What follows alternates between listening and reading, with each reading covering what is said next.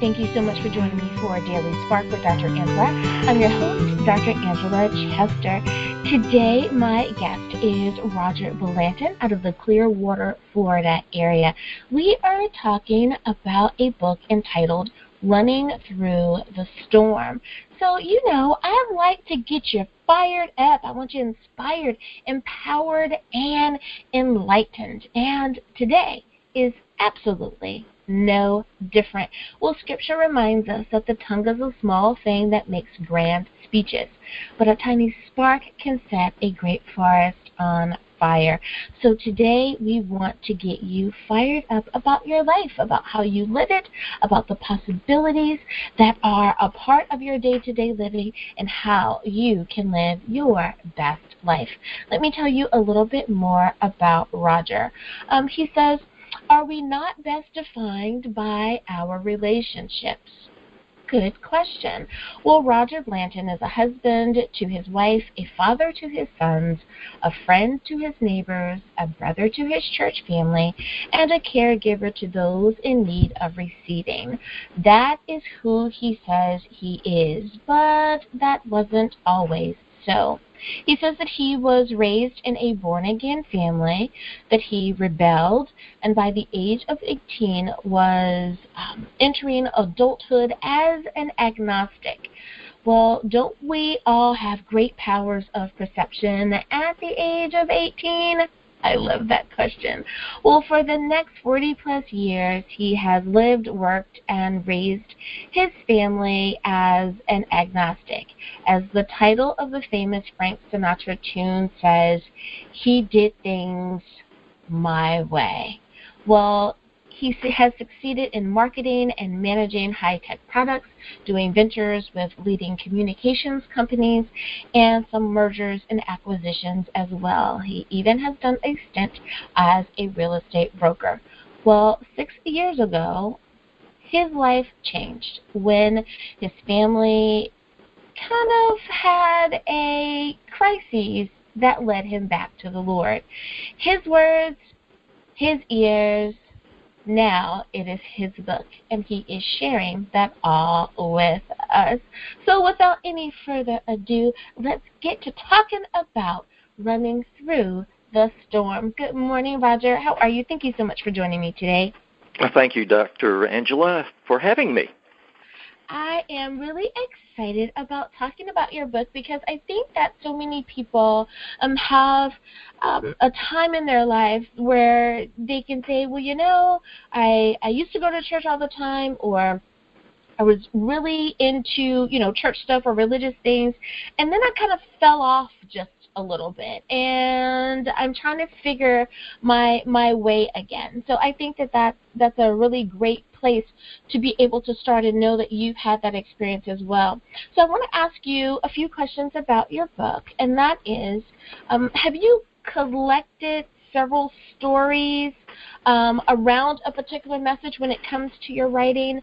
Did you want to use the fact that you were agnostic at one time to be kind of a springboard for the book? How do the two intertwine?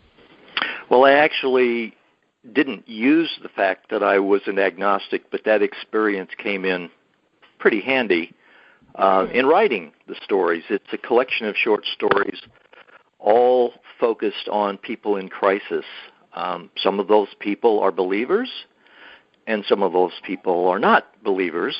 But the message is pretty clear that when you're in the eye of the storm, you need to be able to lean on God. Some of these characters know that or learn that, and some do not. Mm-hmm. And I guess that is a reflection of the reality that we all live in. Right. Now, would you say that your book is a little bit geared more towards a believer's culture or a secular culture, or is your book kind of a rated G, if you will, where anyone who's interested can simply pick up the book and enjoy it? Well, I hope that anybody can pick up the book and enjoy it, and I'm always glad to hear from somebody that I've sort of given a pre-release version of the book to somebody in my church family that says they really liked it, and that's very gratifying, and I appreciate that. But that's really not the audience that I hope to reach. My fervent hope is that this book will reach secular men and women who are facing personal challenges, whatever those are. I guess it's my own personal way of evangelizing, something I'm not very good at, but hopefully this book will change that. And why, of course, in your own words, why is it important, do you feel, that we reach that particular group of people when it comes to your book and your writings? Well, as I'm sure you know, we are called as believers, if you want to call those Christians or whomever, whatever word you want to use, to evangelize. That's what we're called to do. And,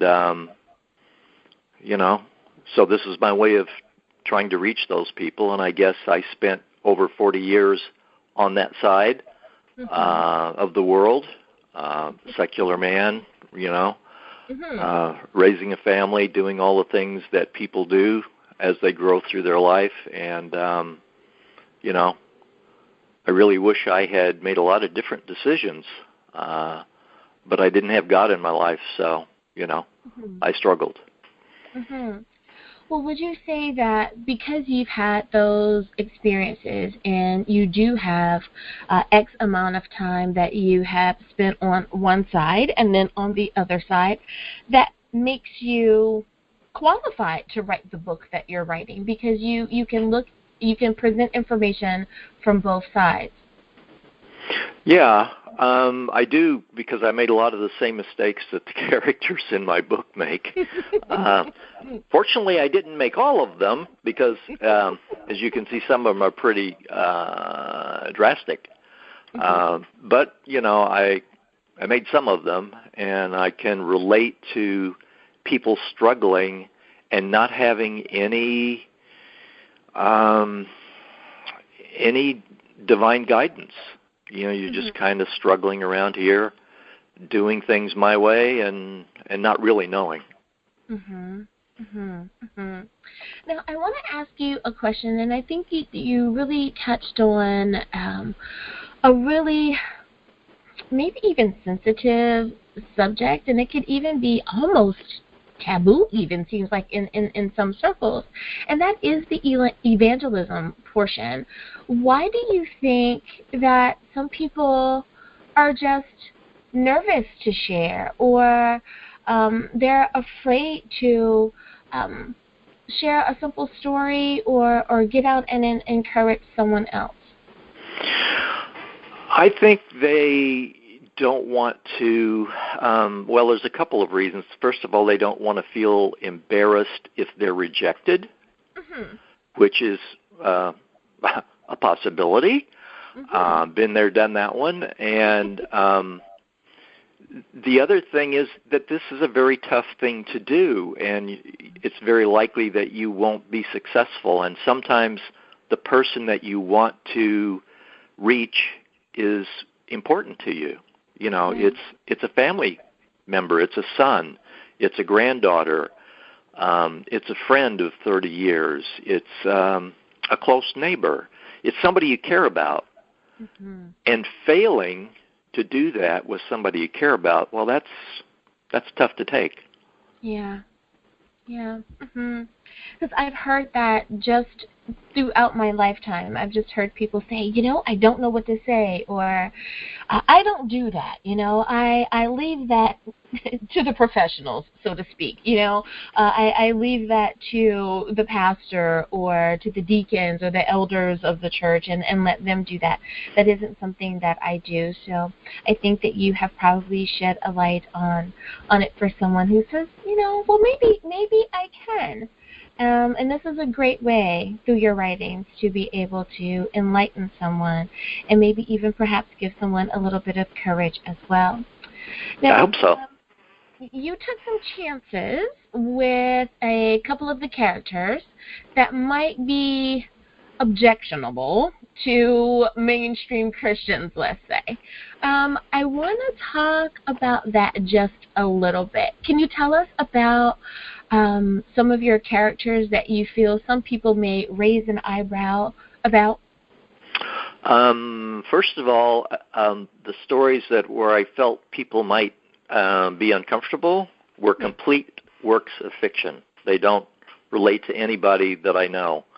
And specifically, the first one would be a Methodist minister who creates problems in his own life. And this is nobody I know. But and I don't know how I came upon some of these stories, quite honestly. They just seem to be laid out in front of me, and I just sat and typed them up as I heard them. Another story is about a lady by the name of Miss Thompson, and she, like the Methodist minister, are examples of what happens to people when hubris and selfishness takes over. And we're only worried about getting to the top or, achieving our goals and our objectives, and nothing else seems to matter. And, of course, that doesn't work. So even though they've created their own bad situations, they seem incapable of dealing with them. I can understand why people might take me to task for using a minister, but let's face it, we all understand that all of us can go down the wrong road, no matter what our title is. And I think that as we grow in our faith as well, we understand that our ministers, male or female, younger or older, are still 1,000% human beings. And like you said, they have to deal with the day-to-day living the same way that the rest of us do. So Sure. Great point there. Now, it is almost time for us to go to break, but I want to make sure that everyone is able to follow you, Roger, online, on any of the social media platforms, but more importantly, I want to also make sure that people are able to get a copy of your book. Can you let us know, how should we keep in contact with you? Well, first of all, the book will be available through all your normal booksellers. I won't name them, but you can go to Amazon or wherever you want to go and find the book. And there will be in the book a Facebook page which you can go, and I really, really would love to hear from people, would love to hear about their reaction, and just carry on a conversation that way.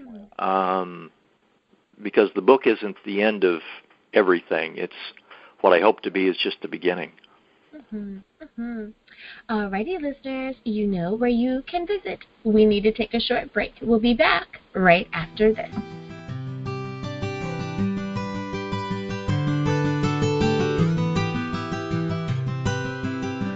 And we are back. Thank you so much for joining me for Daily Spark with Dr. Angela. I am your host, Dr. Angela Chester. My guest today is Roger Blanton.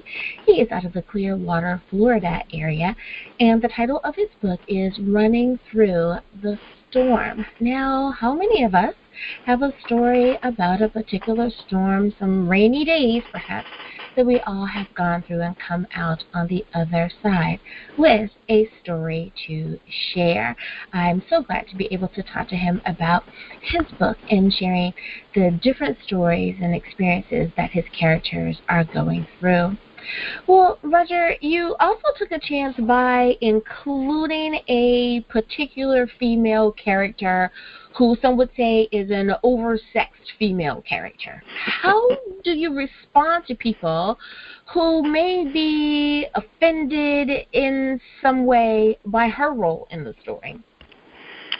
Yeah, so you're referring to the story called The Confessor. And that subject came up when somebody close to me questioned whether that belonged in the book. So I went back and I read the story with that in mind, and I discovered that I liked it even better the second time I read it, because it addresses something that we almost never talk about, and that is we always talk about defeating evil. Mm-hmm. And by the way, I mean it will be obvious that I made this woman to be the very epitome of evil. Mm-hmm. And we talk about stamping it out, but we never talk about converting evil mm-hmm. to good. Mm-hmm. And that's what happens in this story. And I just thought that was something that needed to be told. And the other thing that I liked about it was that it talks to the value of a friend. And we talk about our church families, and we talk about community, and we talk about these words, but they are so important because they give us some place to go when things get really rough. We need somebody to talk to, somebody we can trust, and somebody who understands the way we think, has our same values. Mm-hmm. And, of course, this is what the psychiatrist who's in trouble fortunately finds. He finds someone he can confess to. Mm-hmm. And it makes a huge difference. And it makes a huge difference in our own life when we can go to somebody and just talk to them and say, hey, yeah. I'm in trouble. What do I do now? Mm-hmm. Mm-hmm. So. Mm-hmm. It's that, and I don't think people realize how important having that relationship is with someone. It's more than just, a text message or the occasional phone call, but being able to really kind of spend time in the presence of that person so that they're able to really help you walk through that particular moment. That is so true. Be it that it's a best friend or a pastor or a therapist or whatever it is definitely needed. I have to agree with you on that one. Now, you have another story. I believe it is pronounced Ragmana. And some people, if I'm understanding correctly, have had something to say, of course, about that one as well. So how did you decide that the story should include God showing up as a gorilla? This story actually I wrote about 15 years ago, so it actually was when I was writing it as secular man, unlike all of the other stories. And I intended it to be a novel, but life got in the way and things didn't work out, and so it just sort of sat there on the shelf. And as I was pulling these stories together a couple of years ago, the new stories, I realized that this old story, with a few changes, actually addressed someone going through a struggle, a crisis. They were looking for an answer. Mm-hmm. And they got their answer through a rather unusual way. But God can find us any way he wants to, right? Mm-hmm. And he finds this man, a scientist, a man of science who's not a believer at all. Mm-hmm. But upon finding the answer that God gives him, in the end, he turns away. And this isn't the good story, the happy ever after story, that we think God gives us something and we immediately run to him and everything is wonderful. I often wonder how many times God gives somebody an answer, a healing, something, and yet when it's all said and done, they don't recognize it and they turn away. Yes. And that's so sad. Mm-hmm. But it's also reality. Mm-hmm. And so I did have to make a few changes, but I see the book very differently now as a believer than when I wrote it. But it still fits the same model. People in crisis, people get it or they don't, or, you know. Anyway, so that's why that story seems a little bit odd that it wasn't written at the same time the others were. Mhm. Mhm. Well, you know, I have to agree with you again that God does contact us. He does encourage us. He does speak to us.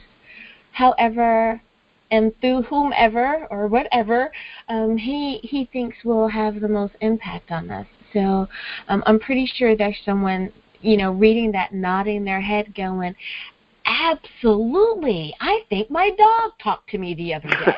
Or, you know, where you're just sitting there and you're like, you know, God help me, and, you know, if you're really there, speak to me. And, you know, all of a sudden the dog goes like, you know, and it's like, oh my goodness, that's it. So yes, I think that someone is gonna nod their head and say, look, that story is for me or for someone that I know. I'm so glad that you included that. You never know who that's going to speak to. So I think that's awesome. Yeah. Now, I know that, you know, I want everyone to purchase a copy of the book, and we're just trying to pull out some of the stories to, you know, give you just a little inkling of what you're going to get. But, of course, people, remember, you have to buy the book to get the full story. This is just a little sample, if you will, not even the full trailer. Now, the next question I have for you is about the story, The Campfire. In this particular story, it looks like the main characters both die, but they have the same words on their lips. What is the significance of this? What were you trying to get the reader to understand? So this is a story told in parallel between two people 100 years apart. Mm-hmm. And the question about what is it all about, which is really what is life all about, is endless. From thousands of years ago, people have been asking this question. And that's a dangerous question, because if we find God in that answer, then we find comfort in it. But a lot of people have tried to answer that question without God. And I've been reminded about some people that tried to do that. Friedrich Nietzsche, the world's one of the most eminent atheists, attempted to answer that question intentionally without God, and his last years were spent in an insane asylum. Mm-hmm. And Ernest Hemingway, who gave us some of the most incredibly wonderful literature, tried to answer that question with wine, women, and song, and high adventure in Spain and Cuba, and all these wonderful places and these great stories. But at the end of his life, he looked at that question, and I just think there was no answer. Mm-hmm. And so he sticks the barrel of a shotgun in his mouth and he pulls the trigger, mm-hmm. because it doesn't matter. Mm-hmm. So most people, of course, that doesn't happen to them, right? I mean, they may think of that question, but it doesn't bother them to that extent. Right. I mean, but then again, let's face it, most people, you know, they go to work, they work 8 or 9 hours, they go home, they take care of the kids and their homework and the dinner, and then they watch some television, then they go to bed. And they're not what I call deep thinkers, which is fortunate. Because if you really did try to answer that question without thinking about God, I don't know where you end up. Mm-hmm. So anyway, that was that whole story. Mm-hmm. Mm-hmm. And you know, I think that in your answer that's really causing someone to really start thinking themselves, going, you know, I think you're right. There are so many questions that we're not even aware of how faith-filled our answers are. We simply give an answer. because our faith is so much a part of who we are and how we process things, and the fact that we are able to find comfort and solace and strength and love and support and encouragement through our faith in knowing that God is there for us. I think that you've really probably got the wheels a turning there for someone who says, maybe that's what's going on with this particular person that they may be trying to evangelize or encourage a little bit more to step out in their faith. I thank you for mentioning that. Well, we have about a minute left in the show. I do have one more question about another one of your stories, but if you don't mind, let's go to break, and when we come back, I definitely want to ask you about the blessings of Ellen. But before we go to break again, Roger, please, if you would, can you remind everyone where can they find you on the internet, and where can they pick up a copy of your book? Please go to your favorite bookseller, whoever that is. And in the book, you will find a Facebook page where you can reach me. Please blog with me.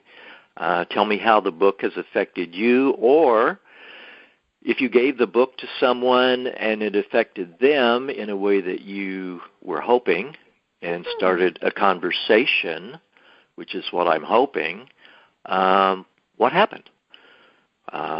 Did it end well, or did it not go anywhere? Or anyway, I'm really interested in the personal experience that you have with the book and that your favorite secular person has with the book. All righty. So now you not only know where to pick up a copy of the book, but now you have some discussion topics. I know that is going to be a great time on Facebook. All righty, you guys. We'll be right back after this.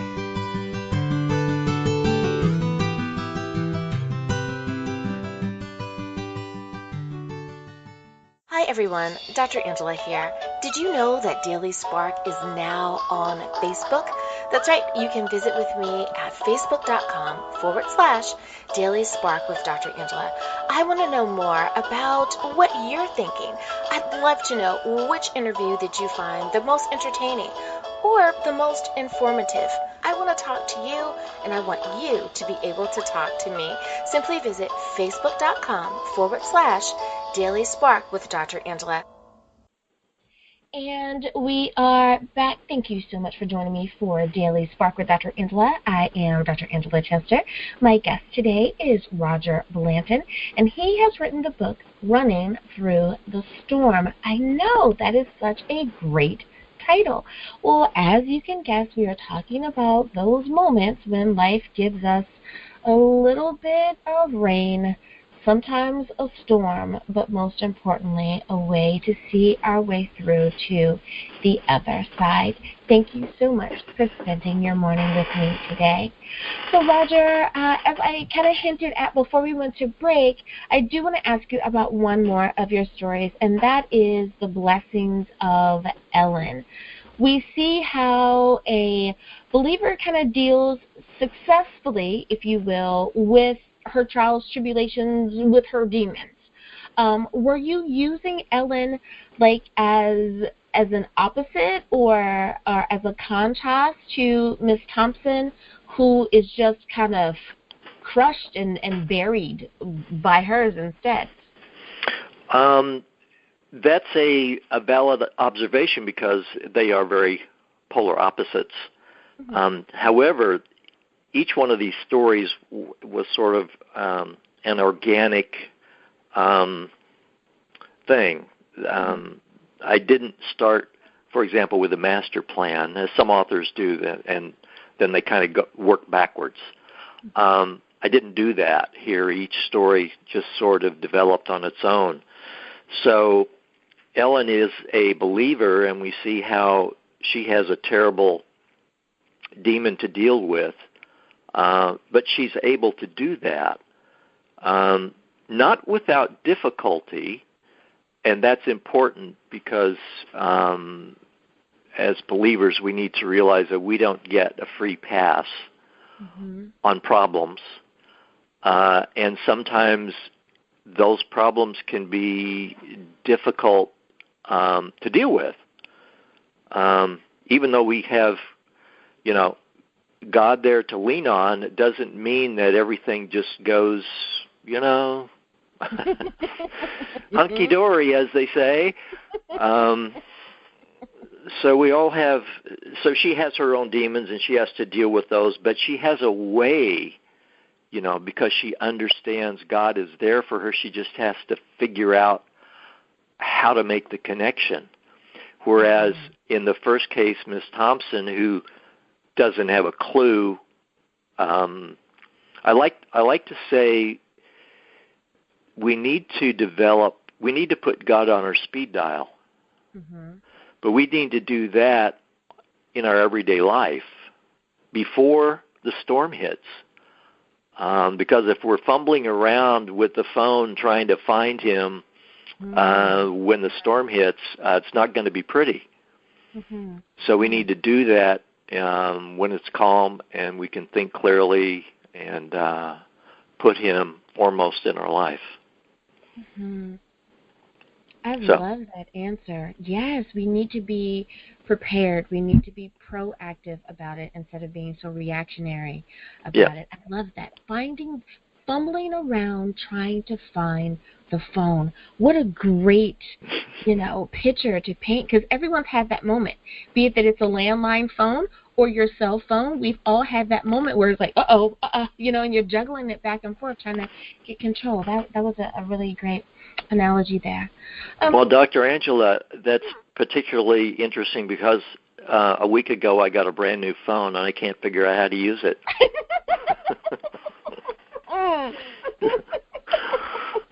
But I think you have someone else nodding their head out there listening to that as well, going, oh my goodness, yes, new phone, totally can't use it. I can only answer. I love it. Thank God for our millennial children that are out there that can teach us how to use some of these phones or, a YouTube video or something like that. So most definitely, I can understand that. Now, you included a story in one of your stories of nonfiction about your father. Do you feel that it was needed for a particular reason? Was it to bridge one story to another, one emotion to another emotion? Why did you feel that it was important to include that particular story? I was encouraged by someone very important to write that story because I had given that story at my father's eulogy.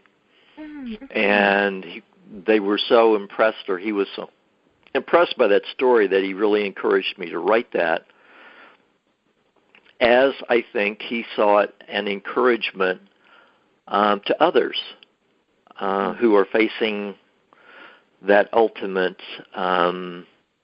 event in life, right? Mm-hmm. So I did write the story at the very end. It was the very last story that I wrote in the book. So I was my father's caretaker for 5 years, and I realized that he was facing his own struggle, his own crisis, even though today we might just pass it off and say, oh, well, it was just old age. Well, it was old age, but it was a lot of physical and mental suffering that went with that, so he was struggling. And so that fits in with the rest of the stories, How does he deal with that? The second reason I included it was that it is a story of hope, even though it's a story of death. So how do you rectify, or how do you pull all that together? Mm-hmm. But in the story, we see that earthly death is just the beginning of a new life. If you believe, and you believe in heaven, and you believe in a wonderful future, as Shakespeare said, "O death, where is thy sting?" So that story should give us hope that we all have a beautiful future to to keep in mind and not forget about that. So that's why I included that story. It's the only story, I might emphasize, that is not a pure work of fiction. That story is 100% true, including the punchline. Okay. Yeah. And I was going to say that I'm glad that you did share a story that will be able to help someone through a moment that we know will affect millions of us. Our parents, unfortunately, are going to pass away, and it is something that we have to deal with. And if we can be as prepared as possible for that moment, then I think that will definitely help someone make that time just a little softer, a little more gentle on their hearts, being able to recall some of your words in the book. Makes sense. I can understand that. Speaking of readers of the book, and I always ask this question, and that is, what do you want for the reader to take away from your book? What is there a particular feeling or emotion or expression or action that you want for them to take once they've finished? Well, I said earlier that I'm always happy when believers, Christians, put the name on it as you will, read the book and like it and enjoy it, and that's wonderful. But the book really, I really want the book to find its way to secular men and women who are struggling. So what I would ask each reader to do is to, when they're done, take out a piece of paper and write a little note on it and say, "Dear whomever," if you're sending this to your son or your granddaughter or a good friend or whomever, and just say, "I just finished this book and thought you might enjoy it," and sign it. Wrap it all up and send it to your favorite secular person. And my fervent hope is that this will start conversations. But if they don't, you can always ask and start the conversation yourself. Just ask them how they like the book. I didn't realize this actually until the book was all being assembled and I had put the books in order, but I didn't really actually realize the order they were in. The first several books are about people that really aren't leaning on the Lord. They really aren't capable of doing that, even though one's a minister. And then as you get progressively through the book, toward the end, you begin to see people that can successfully deal with the crisis by leaning on God. And the difference that makes in the lives of those people. So I tried to apparently attract or connect with secular people in the first several books by not talking about prayer. Certainly, and nowhere in this book do I ever talk about Scripture. I tried to steer away of things that would offend secular people so that they might think about the story. And I don't have any problem with people who write novels and stories, that quote Scripture and all that. And that's fine for Christians or believers, but it becomes, I think, I'm going to use this word, offensive to non-believers. And I tried to stay away from that because I want them to think about the message. So, anyway. It's so, to me, it's so encouraging that you are mindful of that. And I think that for many people,